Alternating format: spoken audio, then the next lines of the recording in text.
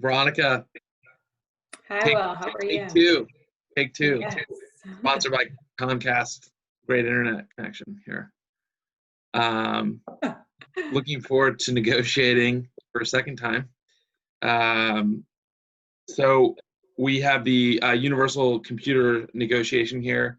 I'll be playing the Philips plant manager role, and you will be playing the Crowley plant manager role, correct? That's correct. Right. Well, thank you for connecting today. As you're aware, we've had some struggles with the quality in which the modules are coming in from your plant to ours for final assembly. And we're really trying to adhere to that 95% acceptance rate, which we know we've kind of fallen short on 12 of the 42 modules that you all manufacture. I know you guys have some challenges from managing your P&L and keeping things moving on your side, but ultimately we have to be responsible for the finished product, and we've now had to stop our assembly line twice, which was really tough. And we've most recently received some feedback from some customers that they're not pleased with the consistency of the products that we're manufacturing. So before this gets escalated to our VP of manufacturing, I wanted to make sure that we could connect and try to come forward with a plan and optimize our resources together and make sure that we're both aligned to be on the same page and make sure that we're getting the best product out to our customers. Yeah, I hate to hear that. Thank you for bringing this up to our attention, though. Definitely the end customer is our most important customer here. From my perspective, you're my customer, and I definitely want to keep that customer service level as high as possible. We understand the acceptance level for policy for our company. I know we're at 95%. It is my understanding that we might have a misinterpretation of that policy. So I think we could start by clearing that up. In your perspective, how do you see that 95% to be able to make sure we're on the same page and improve our quality on our end? Yeah, for sure. These modules are part of the larger product, and in order for that to be successful, it's a combination of the 42 parts that you all provide us with, and a few others from some outside manufacturers. But as a partner in this, and as members of the same organization, we really need that 95% rate to be hit, because otherwise you guys are going to have to manufacture additional units.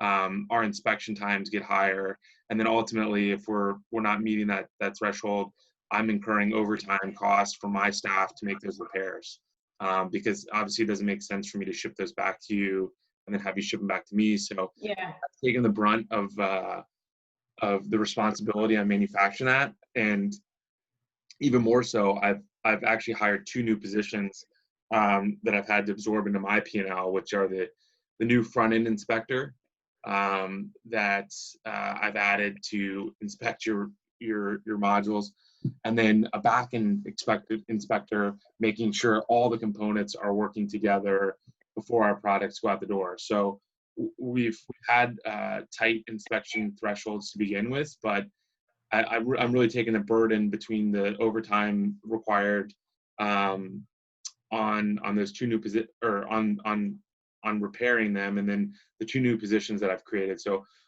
I wanted to talk to you about that and kind of make you aware of those, and make a proposal to you on trying to adhere to that 95% and really making it a fair fair process, as we both have our individual responsibilities in this full development of this product. when you say the 95, so based on what you're telling me, your expectation is that 95% should be per shipment, not based on the overall production. Is that correct? In aggregate, I would say 95% of the modules should be should pass in the Okay. inspection, our baseline inspection process. Which, as I mentioned, I've had to add a second layer of frontline inspection because of Yeah. the issues we're having. That's fine. And I totally agree. And I will apologize in advance because my interpretation was completely different on the 95%. And my perspective was the overall production of my plant. And on that note, based on what you've implemented, which have seemed to be, although not so cost effective, but quality wise has been an effective process, I could start doing a secondary inspection as well before my product shipped from my plant to your plant. I think by doing so, we could eliminate so many errors on your end when you receive the product. The transportation, I doubt that products are getting damaged through the transit because it's only 5 miles.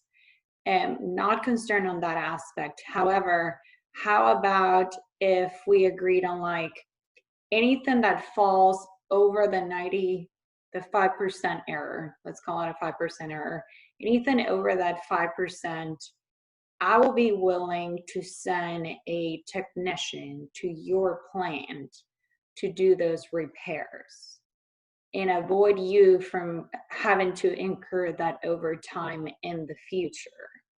And I'll be more than happy to do that rather than sending the product back to my plant, Right. or having you to store the product and incur like storage cost on top of the technical side of it. How do you feel about that? No, I think that's really fair. So we would, just in summary of what you mentioned, so that we're aligned, you're willing to absorb one of the two inspecting positions that I've created as yes, I'll be willing to take one. Okay, so you're willing to take on one of those, and then yes. You're willing to incur the repair costs for anything above the 5% yes. threshold. Yes. Wow, that's very generous. I think that will obey with also the company policy. I'm also trying to the goal here will be probably to make both of our plans as profitable and to work together the most we can to set an example for the overall company. No, I think we get that. Yeah, no, as we enter the budgeting cycle, I'm genuinely appreciative of that. I've been able to make ends meet due to some other efficiencies we've had in our plant to absorb those two positions. But the minute the customer's complaining on the finished product, that becomes a global issue, and really concerned that we were going to run into some conflicts with our VP of manufacturing. So, that was my goal today, was to talk to you about creating this new position on your end, and then again being able to have you help absorb those items as they relate to the excess failed inspections on the front end. So what we'll do is I'll what we'll do is I'll send you over the information for the individual who's doing the frontline inspection at my plant, at the plant, and you could probably just pivot them over to your plant. Yeah, we'll transition him into my final inspection position. And I'll leave my final inspector in place for the time being until we get to the point where they're not needed. Hopefully, that secondary final inspection. Hopefully, the historical levels will go back to being acceptable, and I think that's a great plan. So, do you have any details around what the repair process might look like? Is that somebody that you would keep at my plant all the time, or is there a timeline? I will call it like a mobile technician. So it will be an individual, and we have quality control in our facility. So it will be one of my staffs that is trained to inspect that product and is also trained to do the necessary repairs. He will be available to stop at our plant and put that work aside or transition it to another technician and schedule an inspection and a repair on your side. So he will be mainly working, he will be an employee of my plant. He will be working for me and my team. However, as needed, he will come into your facility to do those repairs per schedule. So we could do like a weekly schedule. Maybe we'll review all the shipments throughout a week, depending on the errors for that week. He will come in and schedule to repair all of those modules in a specific time frame that you will be able to. It also depends on like how your staff is scheduled and how your plant is set up to be able to have that individual come in and Yeah, do we'll the make the proper repairs. accommodations. We've already kind of set up a satellite repairs center within. Is the only concern I have, is there any plan to backfill that individual's production on your current line if you're removing somebody? I just don't want to have an issue where we're um, slowing up your supply chain if that person has to come over um, and work on our line. Are you going to reduce efficiencies or quality on your production line, simultaneously while that person's working at my plant? It's a good concern. It will not be a problem. So the way we will set up the schedule, so we will know in advance when we will be going to your plant. So on that day, that time frame, I will have an extra individual come in for us temporarily, or I will schedule it when our production line is at the slowest. Okay. So based on like my production schedule and your availability, I'm sure we can set a time frame that will work best for both of us without affecting. And obviously that's the least thing we can do. We're having this meeting to improve our quality. The least thing Sure. we want to do is like affect that somehow. Yeah, and I guess the only other request I would make for you is that you would make the guarantee that you're going to continue the same production levels that we're seeing in order to Yes. ensure that there's no drop off in our overall production. That also raised a red flag to our VP of manufacturing. So if you could agree to continue the same level of manufacturing, and if that individual who's doing the repairs has to come over more frequently, just being willing to take on potential overtime costs for your other frontline managers to ensure that production is meeting our current levels or above. Yeah, due to the fact that that individual will be working for the Crawley plant, we will definitely incur all the needed overtime that will take to ensure those modules get to you and are ready for you to build your product for your end customer.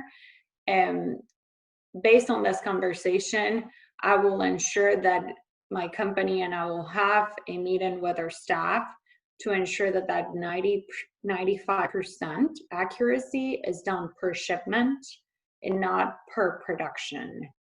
And we definitely commit to that. That will benefit the company overall. Your plane, my plane, on the overall universal computer. So I think that's great. Well, I think we have a great plan going forward, and appreciate your time today to connect and realign resources. And we're committed to ultimately putting out the best product possible for our customers. And I think today was, a great step in the right direction. And hopefully we'll be smooth sailing from here. I agree. Definitely work the face-to-face meeting and working together. I'm sure we can get this in a better place, and we'll be the most profitable plans for the company. There we go. I think we avoided a meeting with our VP as well, which is always That is definitely what we do not want. good. So, yeah. All right. Well, thank you so much. Thank you for the time, and we'll draft something All right. and we'll, Yep. We'll get with HR on transitioning that role. sounds good. And we'll start the 95% as of Monday. So, Thank you. got it. No problem.